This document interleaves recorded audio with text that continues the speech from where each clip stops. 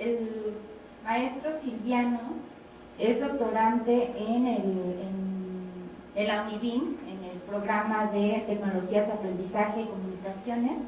Es maestro en Gestión de Tecnologías de la Información por la Universidad Tecmilenio del TEC de Monterrey, ingeniero en Sistemas por el TEC de Morelia, y bueno, tiene especialidades en telecomunicaciones en Tel Aviv, Israel y Milpitas, California, Estados Unidos. Es perteneciente al núcleo académico básico de la maestría en Gobierno Electrónico y Política Digital, y bueno, los temas que le han interesado al ahora doctorante Silviano son los temas de inclusión y equidad educativa para niños, hijos de jornaleros agrícolas migrantes, un perfil pues bastante diverso, ¿no? También en los temas de producción científica, pues tenemos comunicaciones inalámbricas en Morelia bajo condiciones de cantera y comunicaciones mediante Power Line Communications, una exposición en un congreso. Entonces, bueno, no nos queda más que dar la bienvenida al maestro Silviano, y pues un tema muy interesante y además muy pertinente para, digamos, el desarrollo tecnológico y el cambio de las sociedades del conocimiento que estamos viviendo, ¿no?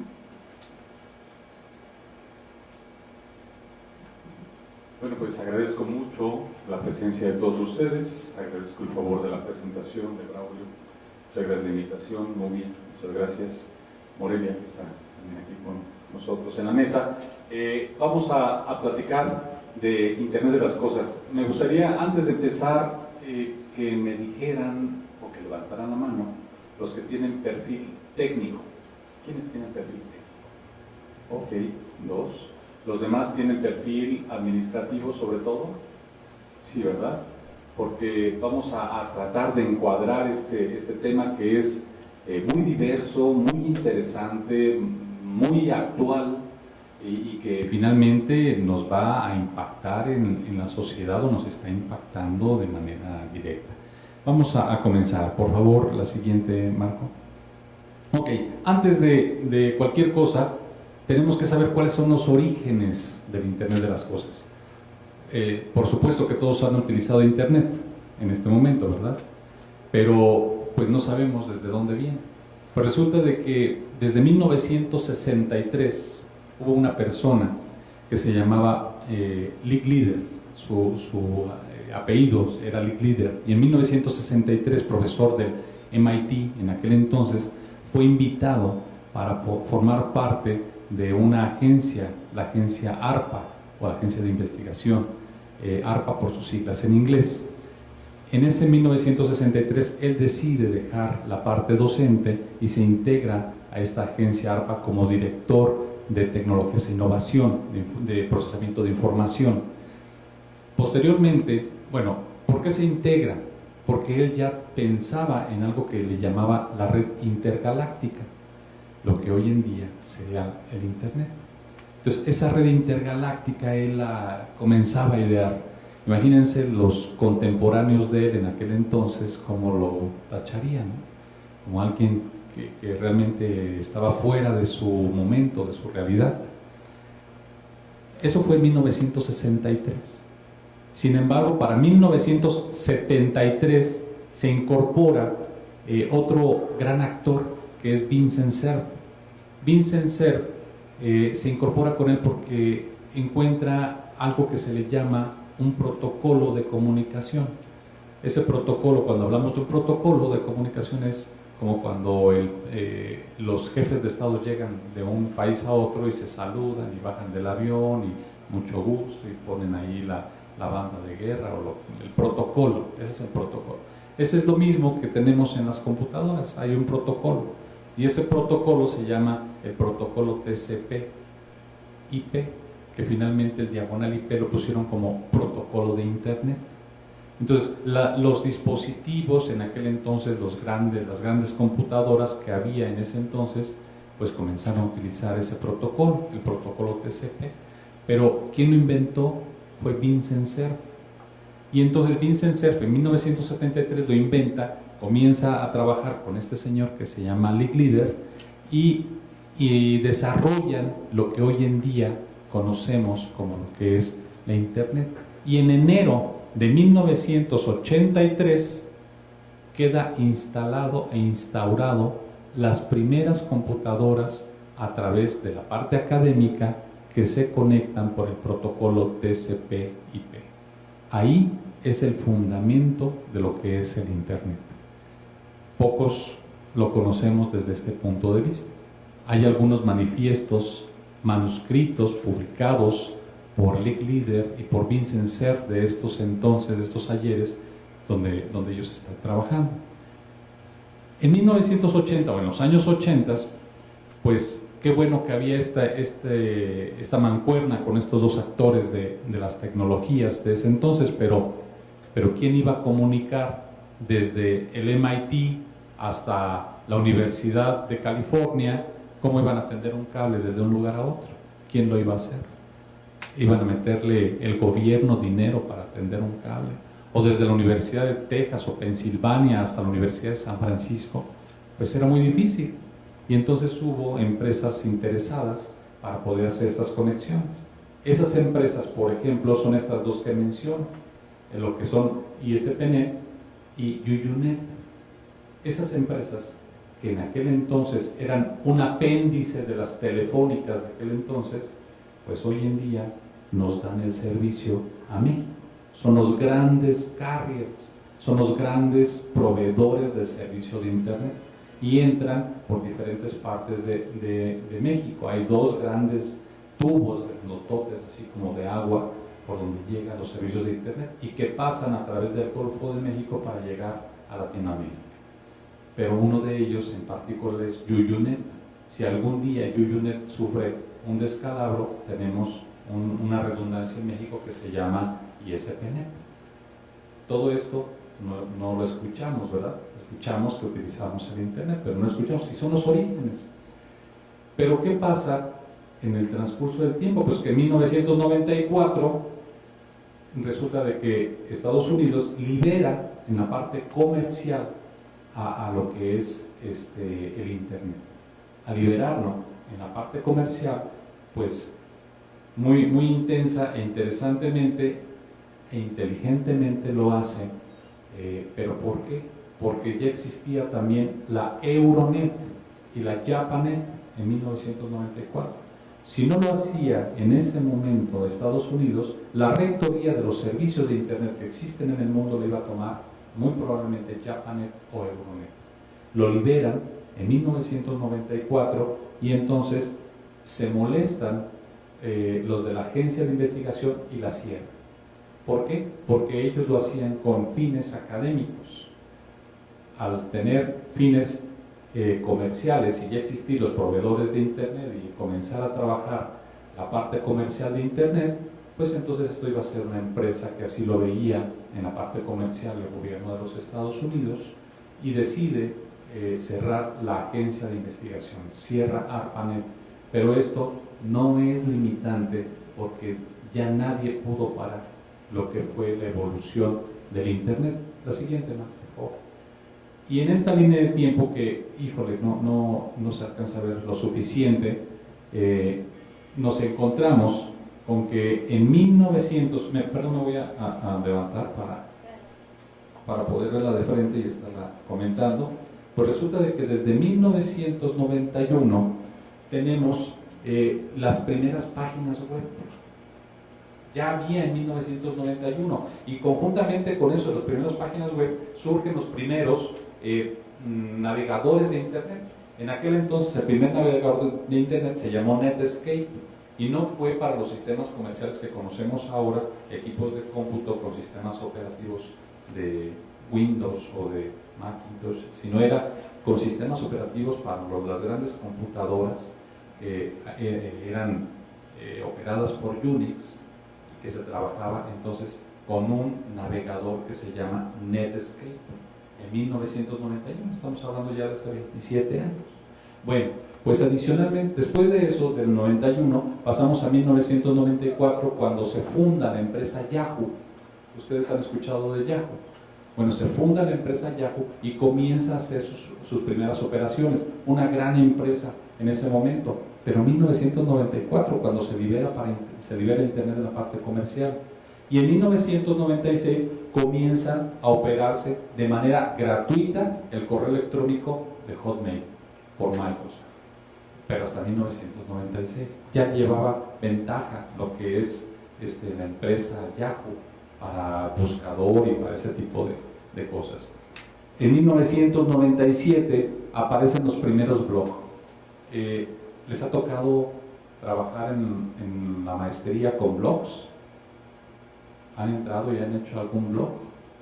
Algunas de las actividades les van a decir que hagan un blog. ¿Sí? ¿Y qué es eso del blog? Pues que vayan y que hagan comentarios en una página que utiliza su maestro. Por ejemplo, el Padlet. No sé si han escuchado del Padlet, que recientemente en alguna materia se los solicita. Bueno, pues van a tener que hacer, ¿qué es eso? Meterse y hacer algunos comentarios en una página que es pública para todos. Pero ya existía eso desde 1997 y eran los primeros que comenzaban a trabajar en esto. Pero fíjense otra parte interesante. Desde 1997 los primeros dispositivos inalámbricos surgen y comienza a haber los primeros estándares para lo que conocemos hoy en día como el Wi-Fi o Wi-Fi o conexión inalámbrica. ¿Sí? Desde 1997 comienzan los primeros estándares. También en 1997-96 comienza a surgir la comunicación no solamente inalámbrica, sino algo que muy probablemente varios de ustedes no han escuchado, que es la conexión de Internet o de los datos a través de la energía eléctrica. Hoy en día, en Palacio de Gobierno, aquí en Morelia, se hace o se hacía la transmisión de datos a través de la energía eléctrica. Y eso difícilmente lo escuchamos. ¿Y por qué ahí? Pues porque ahí por la cantera no alcanza a haber comunicación de un cuarto a otro, ¿sí? Y no se puede agujerar para meter cables, pero todo tiene energía eléctrica. Entonces, ¿qué les parece que si inyectamos el Internet por la energía eléctrica y además de que haya iluminación, que haya datos? Y eso es lo que sucede. Pero desde 1997. Después, en el 98, se funda Google, en 1998. Pero no escuchamos de Google, sino posteriormente. Hay una materia de matemáticas en la misma universidad donde hay un apartado que habla por qué Google, cuál fue el éxito de Google. Pues fue un algoritmo matemático, no fue publicidad de Google, fue un algoritmo matemático lo que los posicionó porque era el más rápido a través de su algoritmo matemático. Entonces, eso fue en 1998 y en el 99 pues sale, ¿qué creen? El chat, el Messenger. No sé si varios de ustedes lo usaron en algún momento, lo que es el chat Messenger, y todo el mundo comenzamos a chatear por Messenger, pero a través de la computadora, no a través del teléfono celular, porque los dispositivos móviles en ese entonces todavía no eran tan populares como lo es ahora. Después, en el 2001 nace Wikipedia, desplazando a las grandes enciclopedias como la Enciclopedia Británica o la enciclopedia que era el Encarta. Había algunos CDs que se repartían, los Encarta, y nace Wikipedia como una comunidad de aprendizaje. Fíjense, ya desde aquel entonces había ese término de comunidad de aprendizaje virtual. Y entonces en el 2001, cuando nace Wikipedia, se comienza a trabajar. Después de eso, en el año del 2003 al 2005 hubo una gran revolución de muchos productos que hoy en día utilizamos. Uno de ellos es el Safari, por ejemplo. Ahorita ahí esa computadora trae lo equivalente al Internet Explorer, o a lo que es el Mozilla, o lo que es el Google Chrome, es el Safari para ese tipo de equipos. Bueno, pues nace Safari en el año 2003, entre el 2003 y 2005, y se posiciona. Así lo mismo MySpace. MySpace fue la primera red social como tal que comienza a permitir hacer la intercomunicación web para lo que es el chat virtual, ¿sí? Nace LinkedIn, que es la red social para profesionistas. Nace el Skype y nace algo que se le llama el WordPress, con lo que hoy en día existe una gran cantidad de páginas web hechas con WordPress. Bueno, posteriormente a eso sigue lo que es hacia el año 2004, entre ese 2003-2004, se crea ¿Qué creen? Facebook. Nace Facebook, pero en el 2004, comenzando a posicionarse fuertemente por el ahora magnate de las redes sociales, Mark Zuckerberg, que por cierto tiene problemas graves hoy día Mark Zuckerberg por algún asunto de que perdió datos y que fueron vendidos para manipular a diferentes países en las elecciones, entre ellos su propio país como Estados Unidos. Y que por cierto hay una gran cantidad de miles de millones de dólares que están cubriendo para poder cubrir la imagen de Facebook, y que la tendencia ahorita, si ustedes pueden observarla en la parte de las estadísticas reales de Facebook, está a la baja. Los millones o miles, había miles de millones de usuarios de Facebook, va a la baja. En los últimos 15 días hubo aproximadamente 100 millones de usuarios a la baja. 100 millones, pues es casi todo México. Bueno, posteriormente a esto, YouTube en el año 2005 hace la primera transmisión en vivo. Hace la primera transmisión. YouTube comienza a aparecer, y comienza a aparecer por una demanda social, porque era requerido que trabajara. Después de esto, en el 2008, nace el Google Chrome, el primer buscador nativo de Google, en el 2008. E Instagram inmediatamente después, en el 2010, y posteriormente el Google Plus, que es haciendo la competencia a Facebook. Pero se posiciona muy fuertemente a Google Plus no como una red social netamente para lo que es enviar qué estoy comiendo o dónde estoy, sino se posiciona fuertemente en la parte académica, en la parte de ciencias, y es en donde se está posicionando muy fuertemente Google Plus. Ahora, en el año 2013, ojo, aunque en el 2011 la empresa Cisco, hay una empresa muy grande que se llama Cisco, la empresa Cisco que hace la parte de abajo de todas las comunicaciones, en el 2011 la empresa Cisco ya había dicho o acuñado acerca del término Internet de las Cosas. Hasta el año 2013 se promulga como el Internet de los objetos, que es diferente. Hay objetos virtuales, entonces se posiciona diferente, y ahorita vamos a ver por qué. Después de esto, en el año 2014 crecen las aplicaciones móviles, y ¿qué creen? Nace WhatsApp. Hace 4 años. Hace 5 años no teníamos WhatsApp. Hoy en día no tener WhatsApp nos parece increíble, ¿no? Que no lo pudiéramos tener. Y se posiciona en la parte occidente de nuestro globo terráqueo, no en el oriente, porque en el oriente existen otro tipo de aplicaciones similares a las de WhatsApp. Y he de mencionarlo, aparentemente todavía WhatsApp no es la red social de mensajería instantánea más común y más poblada en el mundo, sino existen algunas otras en Asia. ¿Por qué razón? Obvias razones. Hay más asiáticos orientales que occidentales, ¿sí? Bueno, después de esto se convierte en tendencia el Big Data. ¿Alguien ha escuchado hablar de ese término de Big Data?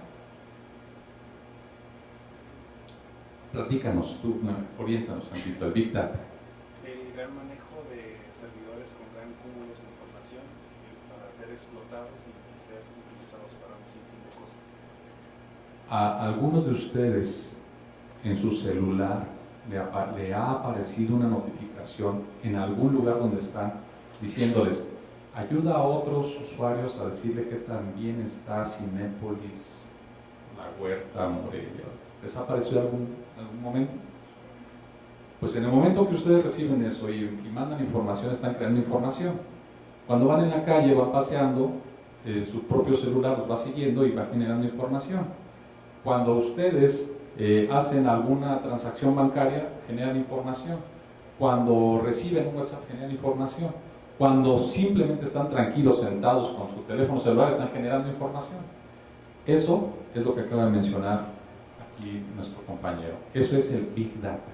Hay una gran cantidad de información que se genera día con día. Y ahorita vamos a ver cuánto aproximadamente. Ese concepto no podría existir si no existiera el Internet de las Cosas. Y ahorita vamos a ver por qué. Y por último, se masifican los servicios que se les llama servicios de la nube. ¿Cuáles son los servicios de la nube? Pues ustedes mismos lo tienen en su celular. Cuando hablan y mandan algún mensaje al Facebook es la nube.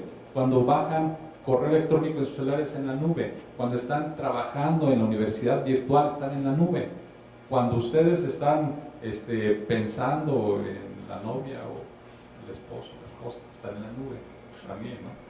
Digo, en el buen sentido lo digo porque están pensando con su celular, están mandando información y están en la nube. Eso es los servicios de masificación de nube, y entonces se convierte en infraestructura como servicio, plataforma como servicio y software como servicio. Vamos a la siguiente, por favor. Bueno, eso es lo que viene como historia de la evolución de cómo las tecnologías han estado en una parte muy inmediata de lo que es una línea de tiempo. Pero, ¿qué pasa después? Pues vamos de esa parte global a la parte nacional. Lo global, ¿cuál es? Pues qué bueno que digan que existe Internet de las cosas, qué bueno que existe Internet, pero ¿y quién nos regula? ¿Cómo llegó aquí a México a masificarse? Bueno, pues en el año 2011 existe una persona, o existe todavía en ese momento, que se llama Frank LaRue. Frank LaRue es un relator de la ONU, de la Organización de las Naciones Unidas, quien maneja como ente regulatorio la parte de las telecomunicaciones, y ante el plenipotenciario de la ONU en el año 2011 Frank LaRue declara al Internet como un derecho humano. ¿Por qué razón? Porque todos tenemos derecho a la libertad de expresión y a través del Internet podemos expresarnos, y entonces lo manifiesta como parte de lo que es la libertad de expresión y un derecho humano. Asimismo se toma, porque estas reuniones y para poder llegar a eso venían desde el 2001-2002, se toma, y en el 2013 en México, en nuestro país, en el marco del Pacto por México, en junio del 2013 se firma un documento que es la reforma en materia de telecomunicaciones. ¿Y qué creen? Pues resulta de que se declara el Internet como un derecho ciudadano, no como un derecho humano, porque para que sea derecho humano todos deberíamos de tener acceso, y no todos tenemos acceso al servicio de Internet. Entonces se genera como un derecho ciudadano. Pero hasta el 2016, fíjense cómo evoluciona. Hasta aquí tenemos esta parte de lo global a México, pero del 2013 al 2016 evolucionamos en México y existe una gran cantidad de gente que va entrando al Internet, y hoy en día en nuestro país tenemos una gran cantidad de usuarios contabilizados hasta el 2016, porque así lo marca la documentación de la MIPSI, por ejemplo, habla que en el 2016 teníamos 70 millones de mexicanos conectados. En el 2000, ahorita vamos a ver la gráfica, en el 2015 teníamos una cantidad, 6% adicional en el 2016, pero ojo, fíjense el último cuadro, dice, el tiempo promedio de conexión en 2017, en el año pasado, de cada uno de nosotros es de 8 horas, 8.1 horas. Imagínense nada más eso. Perdón, 8 horas con un minuto. Imagínate eso, promedio, ¿eh? Eso significa que habrá quien tenga 1 hora de conexión al día y otros que tengan 16 horas de conexión al día. En promedio tenemos 8 horas y 1 minuto para estar conectados. Eso explica el por qué los jóvenes que nacieron en el año 2000, 2001, o algunos de ellos previos cuando el Internet se libera, que nacieron con el Internet, no pueden estar desconectados del Internet. Para ellos no existe un mundo sin Internet. Esa es una razón importante. La siguiente, por favor. En estas gráficas se determina, esta es una gráfica que tomé de la AMIPSI del reporte 2016, y ustedes verán cómo va la evolución, la tabla de la evolución de cómo va creciendo la cantidad de usuarios que existe en Internet desde 2006 hasta el 2016. Y se darán cuenta que en el 2016 habla de que tenemos 70 millones de mexicanos conectados en nuestro país al Internet. 6% más que en el año 2015. Esto pues nos da una idea de cómo estamos. Vamos, y ahorita Para el año 2017 se estima que tuvimos un crecimiento de aproximadamente un 16% más de 70 millones. Eso significa que tendremos aproximadamente entre 80 y 90 millones de mexicanos conectados. Bueno, la siguiente, por favor. La siguiente nos habla de lo que son los hábitos de conexión. Fíjense esta parte interesante. Nos conectamos por medios inalámbricos. Ese estándar que estaba en 1997, que apenas salía, hoy en día es la parte más solicitada para que tengamos conexión hacia lo que es el Internet. Bueno, tenemos un 82% de conexión. ¿En dónde? En el hogar. Si se fijan, 82% de conexión Wi-Fi contratado, 82%, y hacia el hogar 82%. Sin embargo, lo que nos interesa ahorita para lo que está en crecimiento, que es el Internet de las cosas, es esta parte. Conexiones Wi-Fi de acceso público. La parte de acceso público. ¿Dónde nos conectamos? En las plazas públicas. ¿Dónde nos conectamos? En las instituciones de trabajo, como tenemos derecho hoy día.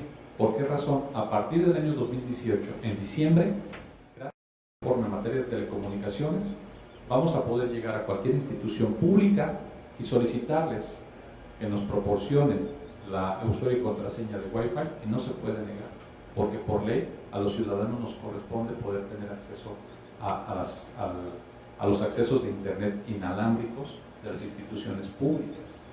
Entonces, eso va en crecimiento. Bueno, ¿y en dónde se están conectando? En lugares públicos, en las escuelas, en algún cibercafé, en algún otro punto. Eso va creciendo y conforme pasa el tiempo va a subir. La siguiente, por favor. Esta gráfica da cuenta de ello. Miren, aquí tenemos, y los números no nos van a coincidir. Si sumamos 91% más 83 más 24, van a decir es que, pues, ¿qué porcentaje hicieron de encuesta para llegar a esto? Sin embargo, aquí lo que dice es los dispositivos de conexión, pero una persona puede tener un smartphone, una PC, una laptop y una tablet y conectarse con todas ellas al Internet, por eso los números no nos coinciden. Sin embargo, no es lo que nos atañe para este análisis, sino lo que nos atañe es esta parte de aquí hacia abajo. Ojo, al Internet el 22% de los encuestados ya conecta aparatos electrodomésticos o electrónicos, consolas de videojuegos, otros dispositivos móviles o cualquier otro que se pueda conectar. Tu coche, por ejemplo, la cámara de videovigilancia, entre otros tantos dispositivos que podemos tener. Y va hacia la alza. Se estima, siguiente por favor, se estima que vamos a tener una gran cantidad de dispositivos conectados. En las siguientes diapositivas vamos a ver cuántos. Bueno, pero ¿y quién regula esto? ¿Quién lo hace? ¿Cómo hacemos para que sigan conectados? Tenemos problemas con Facebook, que tenía una base de datos muy grande. Pues digo, nosotros que estamos en nuestra casa, pues estamos en riesgo, podríamos pensar. Bueno, pues ¿quién está regulando toda esta parte? Existen estándares. Los estándares más grandes que existen a nivel internacional para poder entender y regular Internet de las cosas son el estándar del ISO 38500, que hace énfasis en la parte de que las tecnologías no pueden ir sueltas por sí solas. Aquí hay dos tecnólogos y muchos que no son tecnólogos. Entonces, ¿qué significa? Que tenemos que alinear las tecnologías a los que no son tecnólogos, a lo que va a ser la misión y visión de las empresas, los objetivos de la empresa.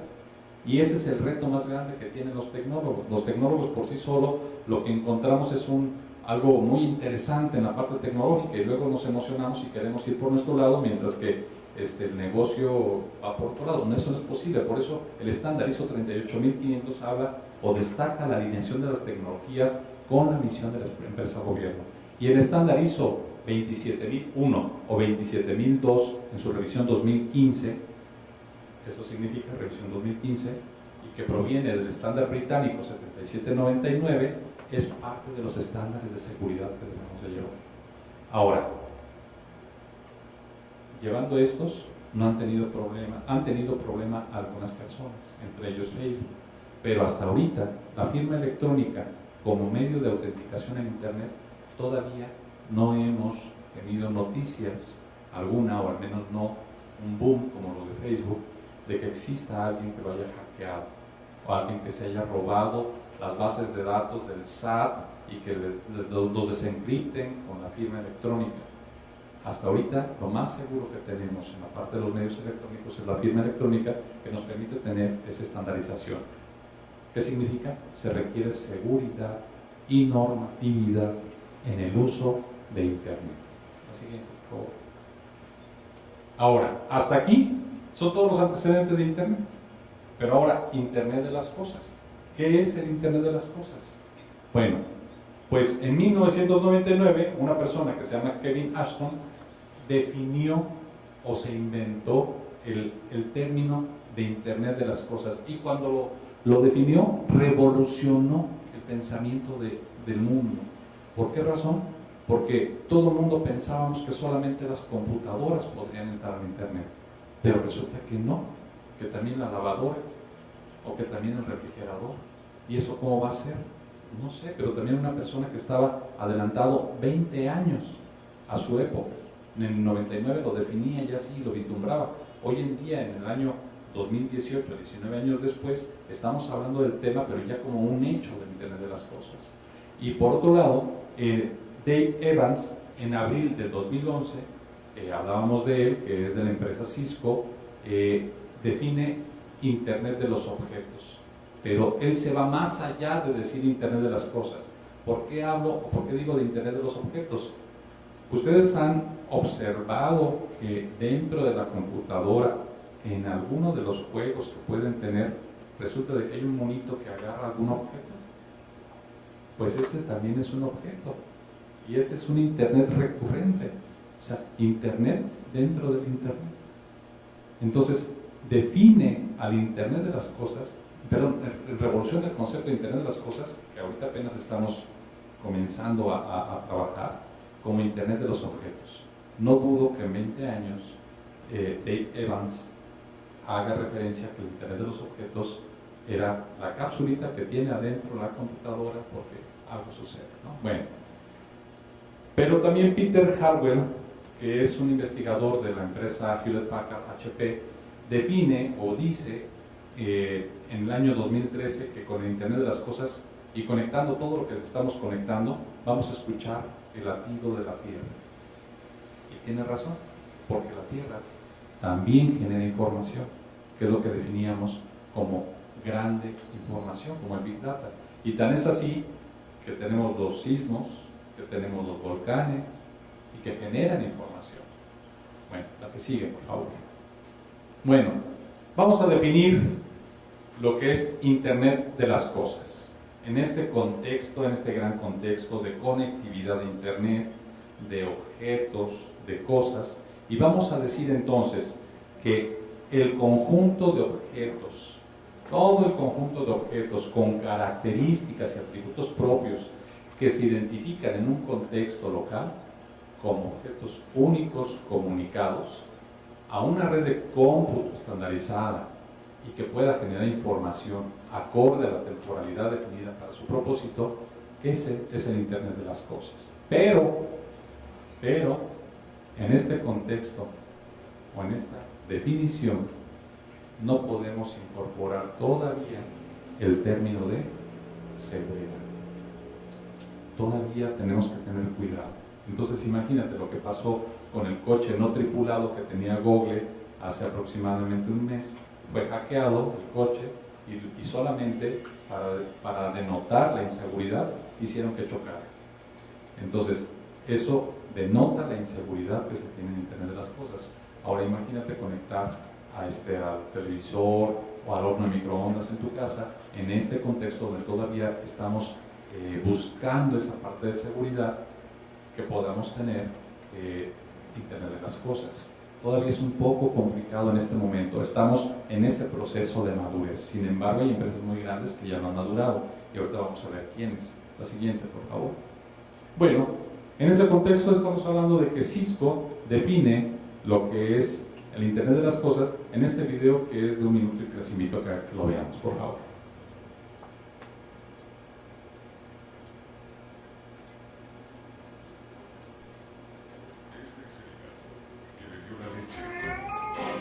Y dejó entrar al perro que saltó sobre la mujer, que preparó el café. preparar café. que despertó al hombre, quien iba tarde al trabajo, y condujo el automóvil, Modalidad sin conductor encendida. que encontró el lugar de estacionamiento Encontrar estacionamiento. Estacionamiento encontrado. y alertó a la puerta, que abrió la sala de control, Hola, Rob. que aseguró la información, que dirige las turbinas, que accionan los aspersores, que riegan el césped, que alimenta la vaca, que produjo la leche, que llegó a la tienda, que le recordó al hombre comprar la leche, que fue servida por la niña, que amaba al gato, que bebió la leche. Internet de todo está cambiando todo. Cisco, tomorrow starts here. Bueno, ese es una pequeña probadita de que en realidad de todo esto sí tenemos ya muchas cosas conectadas. Si se dan cuenta, tenemos conectadas cámaras de vigilancia, tenemos conectados sensores para donde podemos caminar. Lo que nos hace falta desarrollar en un contexto local, en nuestro México, es, por ejemplo, que me digan dónde hay estacionamiento, que los cajones de estacionamiento tengan sensores, o que tenga una app móvil que me diga si en el centro de Morelia hay algún cajón de estacionamiento para ir, si no, mejor no voy, o me quedo en un estacionamiento público. ¿Pero será posible? Sí, sí es posible, ya hoy en día. Bueno, la siguiente, por favor. Bueno, ¿cómo se integra la parte de Internet de las Cosas? Bien fácil. Los usuarios demandan conectividad, o sea, de manera natural. Así como en 1994 se liberó el Internet, pues ahora el Internet de las Cosas solito demanda usuarios. ¿Y por qué razón? No sé si alguno de ustedes en algún momento ha conectado su celular a la televisión en su casa, en las llamadas Smart TV.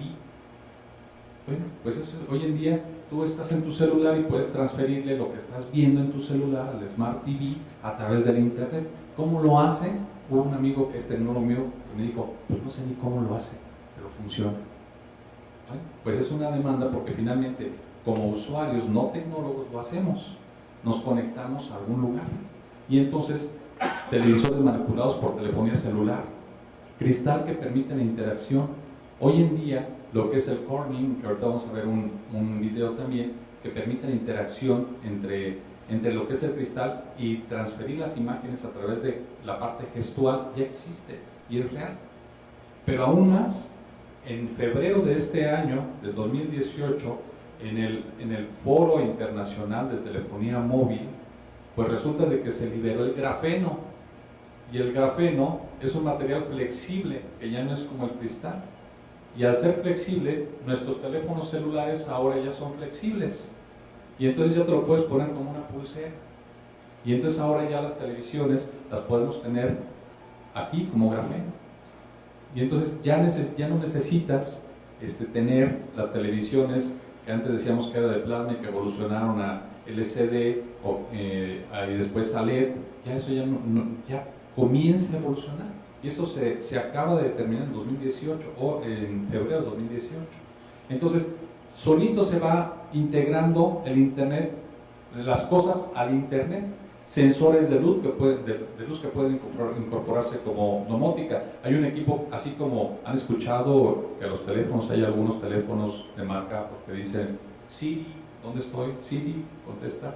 Bueno, pues también existe un aparatito así chiquito que se llama Alexa, y que le dicen Alexa, enciende la luz, Alexa, enciende la tele, Alexa, baja la intensidad de la luz, y Alexa lo hace, ¿sí? Y eso es a través de la compañía Leviton. Eso ya existe, es real. Entonces, y cuesta 800 pesos y lo pueden comprar aquí en la de la eléctrica que puede, de luminarias que hay aquí en la Lázaro Cárdenas, ¿no? Eso ya existe, es real. Y son cosas que se conectan.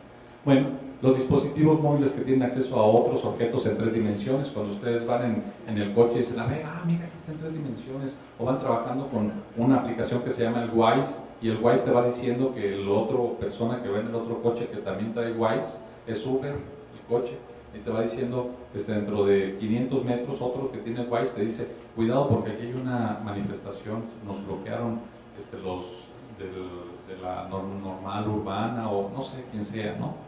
Entonces te lo dice y eso es lo que sucede. Y son dispositivos conectados, son objetos conectados a otros objetos. Ahora, para el 2020, ojo, y estamos ya en el 2018 y ya vamos en el primer cuatrimestre de 2018. 2020 estamos hablando en 2 años aproximadamente, 1 año y un poquito más. Para el 2020 se van a tener conectados más de 20.8 billones de objetos. Billones. Por mucho más que la población que existe en el mundo. 20.8 billones de objetos. Y que van a generar, a ver, ¿han escuchado hablar de que ay, la fotografía pesa mucho? Pesa 5 megabytes o 3 megabytes. ¿Sí? Bueno, pues al día se van a generar 44 zettabytes. Después de lo que son los kilobytes, los megabytes, los gigabytes, los petabytes, los exabytes, vienen los petabytes. O sea, esta es una cantidad inmensa de información que se va a estar generando. Y entonces decía aquí el compañero, bueno, y entonces el Big Data, pues es eso. Imagínate esa cantidad por día. ¿Y ahora qué hago con tanta información? Pues entonces ahora tengo que analizar y tengo que ver cómo voy a tomar decisiones para ese tipo de información. Y entonces hablamos del Big Data, grandes datos. Esos datos, ¿cómo los manipulo? A través de los objetos que he recibido de Internet de las Cosas. ¿Cómo los puedo traducir? Entonces, el Internet de las Cosas es el precursor del Big Data. Y se crean los dispositivos como servicio. Hay grandes empresas en Internet que se llama Amazon, por ejemplo, que entonces están creando dispositivos como servicio y entonces te dicen, te puedo rentar mi dispositivo como un servicio. ¿Qué dispositivo? No, pues te puedo rentar un dron para que filmes lo que tú quieras y es un dispositivo y te lo rento como un servicio. ¿Sí? Entonces empiezan a rentarse dispositivos como servicio. Oye, pero yo necesito guardar información. Ah, te rento mi servidor en la nube como un dispositivo que está conectado a Internet como servicio. Entonces empieza a salir ese tipo de conceptos, que son conceptos muy, muy interesantes, que a lo mejor en la parte tecnóloga nos enganchan, pero en la parte general no alcanzábamos a tener ese contexto de todo lo que está abajo del Internet de las Cosas. ¿La que sigue, por favor? En ese mismo tenor surge, o ya desde hace tiempo, la empresa Corning, que habla, hay que darle clic que habla de lo que es cómo se conectan a través de lo que es el cristal las diferentes cosas. Por ejemplo, un día a las 7 de la mañana, común y corriente, que se hace como cada uno de nosotros nos encontramos, la televisión, bueno, como ya lo sabemos, enciende de manera automática, pero es un cristal, como el que ven delimitando aquel salón. Te levantas y fíjate cómo no hay cortinas, hay un cristal fotovoltaico que automáticamente se esclareció, ¿sí? Ahora lo que vio, bueno, pues fue el estado del tiempo o un canal y pues fueron a continuar sus actividades y en el baño, en el cristal, en el espejo del baño también tienes tu información, ¿sí? Son cosas conectadas y las puedes manipular, las puedes mover y responder con un teclado interactivo dentro de lo que es el mismo sanitario. ¿Y qué creen? Pues también el refrigerador. El refrigerador también tiene conexión hacia lo que es el Internet de las Cosas. Y podemos estar viendo el reporte de la mañana a través de lo que es el cristal que tenemos en la plataforma de lo que es nuestra cocina. Pero además de eso, podemos estar cocinando en el mismo cristal porque se va a calentar. Y eso ya lo hemos visto, existe. Las niñas pueden tener sus fotoálbumes o los niños, nosotros mismos, fotoálbumes donde podemos hacer los emoticones o podemos modificarlos como lo hacemos hoy en el celular, ¿sí? Pero mandarlo incluso al correo y hacer el traspaso de una llamada telefónica que tenga alguna otra parte del cristal que también tenga. Para poder estar, ojo ahí, hacemos lo que es el mano libre y transferimos lo de la imagen. Entonces eso es posible, eso se puede dar. Bueno, posteriormente a eso, pues bueno, vamos a la escuela, tomamos nuestro lunch y llegamos al coche y el coche también tiene un display. Esto hoy en día, si ustedes pueden observar, es un display de cristal. Esto hoy en día los coches ya lo tienen. Desde el Civic de Honda, que tiene un display completamente en la pantalla que es digital y que los puede ir guiando. Pero también en la parte superior puedes tener tu quemafocos que tiene un cristal que se puede ir oscureciendo dependiendo de lo que tú quieras. Y en el transcurso de la calle, en Internet de las Cosas, podemos conectar, en lugar de bienvenido a Michoacán, podemos conectar grandes cristales que te digan información de otro tipo.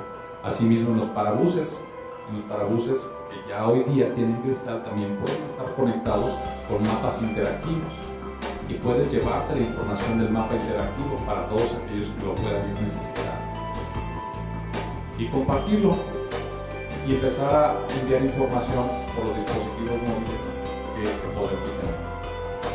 Y entonces, lo que ustedes seguramente ya lo han visto, los diseñadores ya no necesitan llevar sus diseños en grandes volúmenes porque los compradores van a tener la oportunidad de tener sus vestidos, sus ropas, todo lo que es su vestuario, lo pueden tener en sí mismos, pero de manera virtual, en la parte de cristal, y poder observarlo como se debería en cuanto a talla, color, peso, tamaño, etc.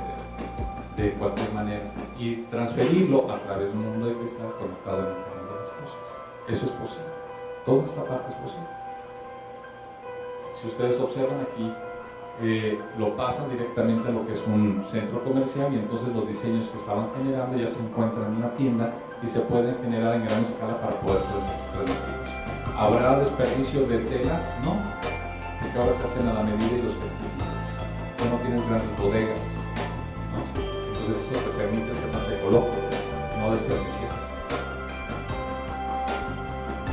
Lo que estábamos comentando.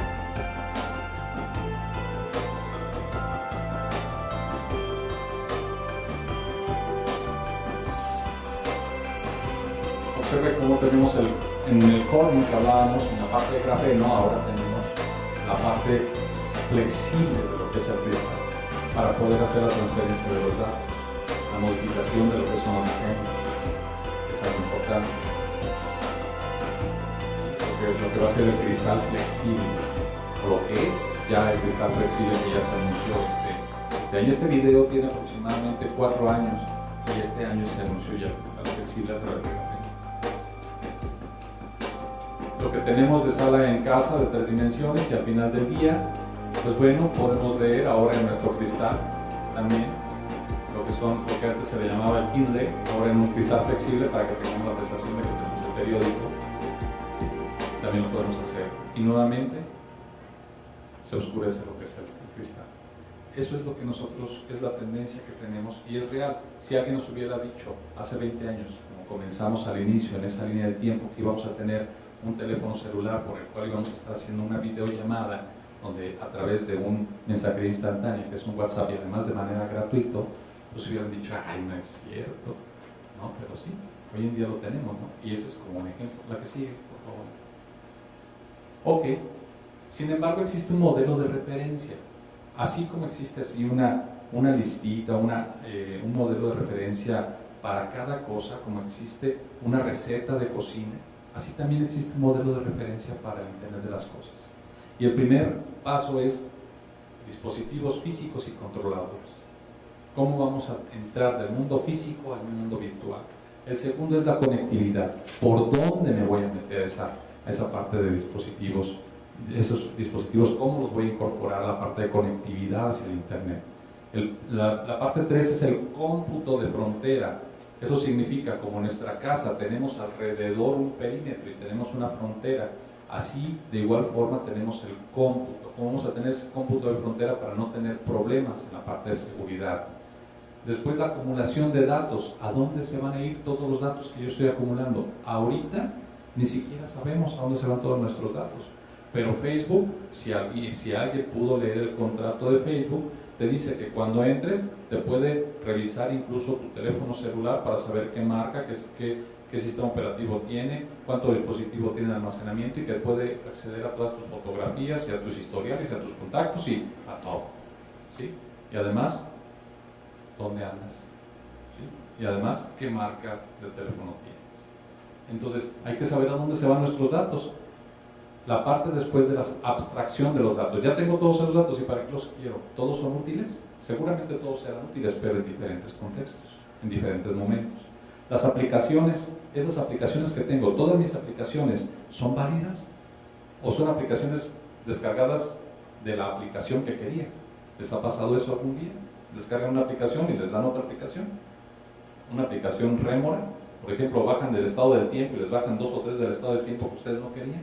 Bueno, pues hay que tener cuidado con eso. Las aplicaciones que tenemos y que vamos a darle al Internet de las cosas. Y la colaboración y los procesos que vamos a llevar. Esta parte es fundamental para la maestría en Administración Pública y Gobierno Digital. La colaboración y los procesos que vamos a implementar. La siguiente parte, por favor. En esto mismo que estábamos comentando, en lo que es el Global System for Mobile Association, lo que hace es que en febrero de 2018, este febrero, hace un llamado a todos los países del mundo. Fíjense, la GSMA hace un llamado a todos los países del mundo y les dice, ¿saben qué? Necesitamos regulación. Desde los dispositivos móviles nos estamos conectando, pero hay problemas, no hay regulación, no hay estandarización, tenemos problemas. Entonces cada país debe de realizar su propia regulación. La siguiente, por favor. Y entonces para la administración pública tenemos que implementar sensores que generen información válida. ¿Qué otra cosa? Semaforización podemos tener. También podemos tener vehículos de minería como hoy en día lo hace Microsoft. ¿Sí? Microsoft tiene a los vehículos de minería, los tiene con Internet de las cosas y sabe cuánto material está extrayendo de cualquier lugar. Ese es uno de los puntos fundamentales para nuestro país hoy día, porque comenzamos a sufrir de eso. Los chinos están viniendo a llevarse material ferroso de nuestro país y pues, de esta forma lo podemos ir controlando con Internet de las cosas. Y necesitamos una regulación administrativa. Siguiente, por favor. Ahora, para el análisis de Internet de las cosas, ¿quiénes lo han aplicado? Pues aquí surge otro concepto interesante, que son ciudades inteligentes. Una cosa es que lleguemos a nuestra casa y le digamos, Alexa, enciende la luz, y otra cosa es que vayamos en la ciudad y digamos, a ver, el municipio de Morelia instauró cómo saber si tenemos o no cajones de estacionamiento disponibles en el centro, ¿no? Entonces, ¿quiénes lo han instaurado? Aquellos que dicen que son ciudades inteligentes. Vamos a darle clic ahí en ese no, regresar, por favor. Vamos a regresar. Aquí en el cuadrito, ok. Bueno, el World Forum de Internet de las Cosas imagina las ciudades con el doble de población que tienen ahorita, pero además con personas que tienen un tráfico más acortado, o sea, no hacen el mismo tiempo, pero además que usan 15% menos de energía, gastan menos.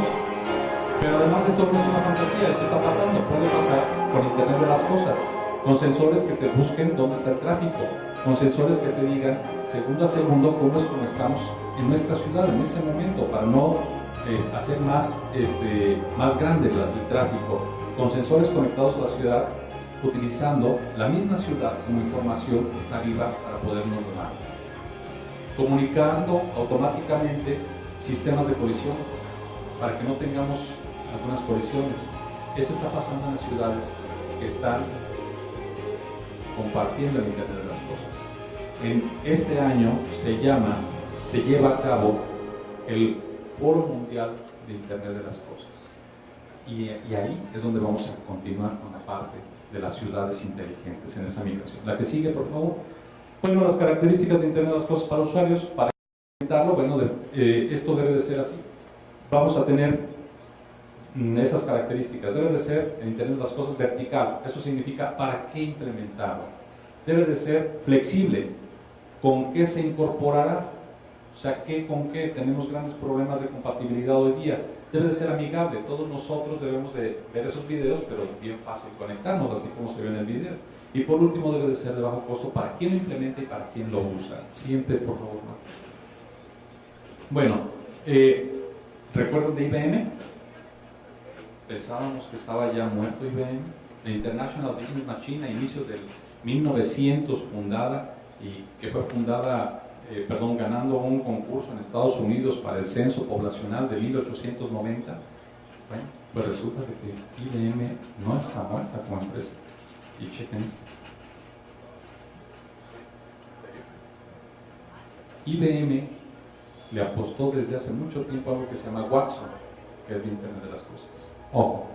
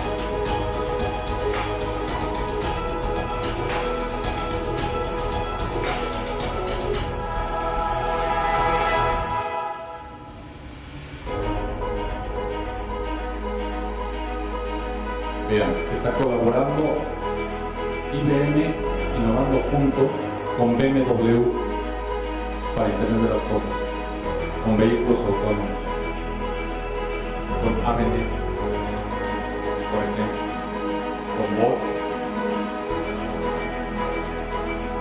Este centro está en Alemania.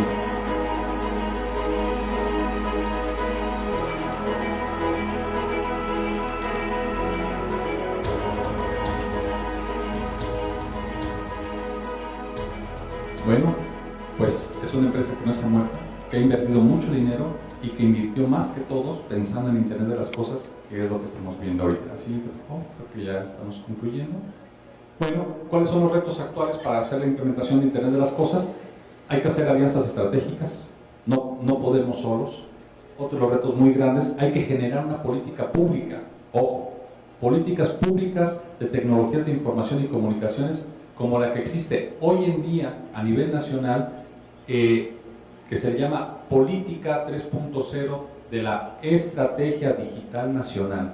En nuestro país existe, pero a nivel Estado y municipio, que finalmente son en donde vivimos y los que operamos, creando una regulación en el uso público de Internet de las Cosas. ¿Cuáles problemas vamos a tener? Barreras de integración y seguridad. ¿Qué integración? Que se integre la cámara de video con la televisión, que se integre con diferentes cosas. ¿Eso son por qué? Porque no existe todavía la parte de estandarización que debería de existir para todas las cosas. Cada quien está buscando obtener su parte del mercado. ¿Llegaremos a la estandarización? Estamos en ese proceso de maduración de Internet de las Cosas. Pues muchas gracias por su atención. Espero que esta pequeña plática de Internet de las Cosas haya cambiado su perspectiva de cómo estamos. En realidad tenemos mucho por hacer y desde la maestría en Administración Pública, sobre todo lo que tenemos que buscar es cómo generar proyectos de Internet de las Cosas que sean normados y que tengamos una política pública en cual aplicar. Porque si no, entonces tenemos, además de la inseguridad que existe en los medios electrónicos, tenemos también una falta de normatividad. Bueno, pues muchas gracias.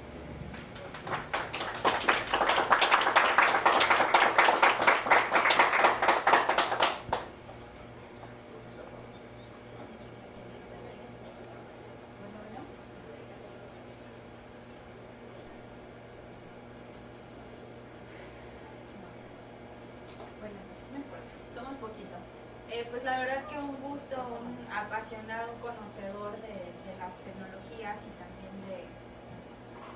también en general del Internet, ¿no? Y muy interesante los temas que abordas de Internet de las Cosas. De manera muy sintética, digamos, el maestro Silviano nos platicó acerca de algunas definiciones desde el propio Internet, de cómo han ido evolucionando los servicios de Internet a lo largo de la historia, y pues todo este tema de Big Data, Internet de las Cosas y además los retos que tenemos como ciudades, como sociedad y también como gobiernos, ¿no? Entonces, tenemos un espacio para quizá 2 o 3 preguntas que ustedes tengan. Creo que sería importante que aprovecháramos la experiencia del maestro Silviano y pues adelante, no sé si alguien tiene alguna pregunta.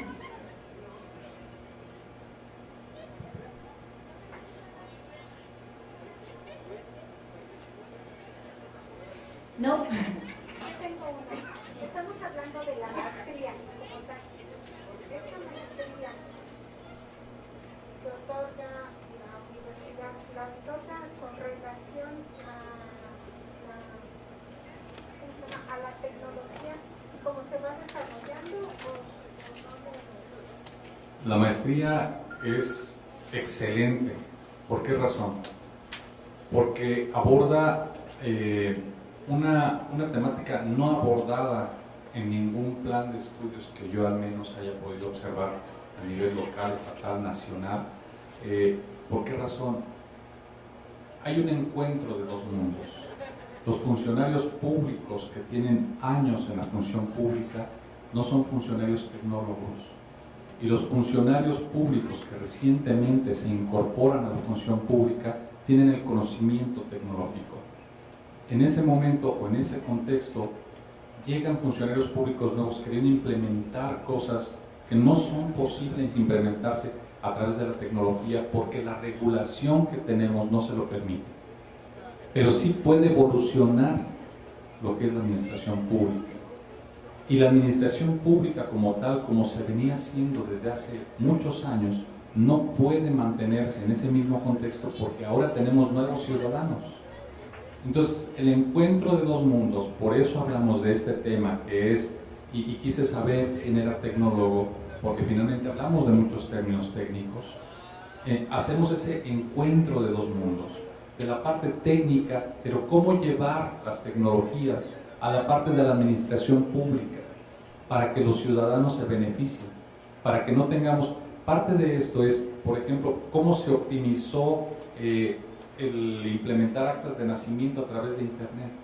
Cuando el Registro Nacional de Población dijo que se iban a poder generar actas de nacimiento a través de los servicios electrónicos en el año 2006, no se concebía cómo en una computadora podría imprimir en un papel seguridad un acta de nacimiento. Y no se concebía porque la legislación de ese entonces decía que debería de imprimirse con una máquina mecánica, lo que era el acta de nacimiento. Entonces, la maestría lo que hace es cómo veo las tecnologías, cómo veo la regulación, cómo veo la administración y cómo puedo buscar que tengamos una conexión entre todos estos puntos. Ahí es donde nosotros debemos de pensar que no visto desde una parte netamente técnica. Esto que platicamos, a pesar de existir términos técnicos, solamente es la natita, la capa de arriba, la que vemos los ciudadanos en la parte tecnológica. Pero abajo existen muchas cosas que no se ven en la maestría. Existen muchas cosas, legislación que existe dentro de la maestría. Existen procedimientos administrativos. Entonces, la maestría en la administración pública y gobierno digital ve ese encuentro de 2 mundos. No sé si responde. Iba un poco enfocada en ese sentido, maestra. Iba un poco enfocada la inquietud en ese mismo sentido. ¿Hasta qué nivel está ahorita la función pública nacional alineada en este sentido de las tecnologías, en el uso de las TIC y alineada? ¿Por qué? Porque, por ejemplo, quiero pagar el refrendo del vehículo y no lo puedo hacer en línea. Simplemente me mandan a una hoja, a una página, en donde bajo un formato. Entonces, creo que todavía falta mucho a nivel nacional para que la administración pública se alinee en la tecnología, en el uso de... Sí, efectivamente, ahí es donde tenemos un gran reto, tanto los funcionarios públicos como los administradores de tecnologías. Los usuarios nos han rebasado. Los usuarios nos han rebasado a la parte de la administración pública e incluso en mucho también en la parte comercial. Sin embargo, se ha buscado tener servicios de manera creciente. Hoy en día, por ejemplo, existe, respondiendo a nivel nacional, lo que es la Estrategia Digital Nacional. Es un documento que se emitió desde hace ya varios años, en el 2013, y el cual se ha venido siguiendo, donde se priorizaba una parte. ¿Para qué me sirve mandarle equipos de cómputo, es entre comillas, equipos de cómputo a una escuela si no puede tener conectividad a internet o donde va a bajar los contenidos? ¿Sí? Sí sirve, la realidad es que sí sirve, ¿no? Sí sirve mandarles equipos de cómputo para que usen los niños, ¿no? Pero hoy en día, donde estamos hablando de que tenemos un derecho ciudadano, no puedo mandarle nada más las computadoras, tengo que darles el servicio de internet, ¿sí? Entonces, la Estrategia Digital Nacional, que es un documento muy interesante, valdría la pena revisarlo para que se puedan dar cuenta. Sin embargo, los recursos económicos, tecnológicos y administrativos es donde estamos nosotros luchando como funcionarios públicos, los que estamos en la función pública, para poder incorporarlos, ¿sí? Entonces, pero nos lleva un paso adelante la tecnología. Estamos hablando ahorita de Internet de las Cosas cuando ya estamos hablando también de otro concepto que es Internet de los Objetos, que es lo que mencionaba ahorita. Entonces son cosas que tendremos que revisar. ¿Hasta dónde estamos? Sí estamos rezagados, pero sí hemos dado muchos pasos adelante.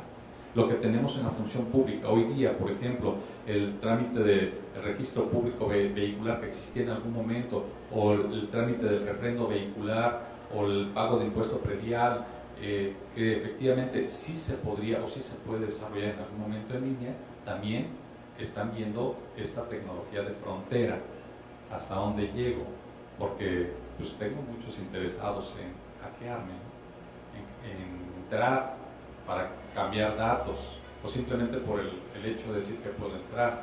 En el año 2008 fue hackeada la página del gobierno del estado de Michoacán y le pusieron una bandera de Brasil por los hackers. No se dieron cuenta la mayoría de los ciudadanos. ¿Por qué? Porque fue un lapso de aproximadamente 10 minutos. Porque fueron 10 minutos en lo que se hizo el cambio de servidor, había un respaldo de manera inmediata, pero fue hackeado, ¿no? Y digo, hay muchos que han sido hackeados, incluyendo la Casa Blanca, la NASA, mismo Facebook, digo por mencionar algunos, pero sí se está avanzando, la respuesta es sí se está avanzando. Bien, pues muchísimas gracias. Vamos a entregarle una constancia al maestro Silviano Torres por su destacada participación como ponente en este Congreso Internacional Multidisciplinario, Educación Virtual para la Transformación y el Desarrollo. Muchas gracias.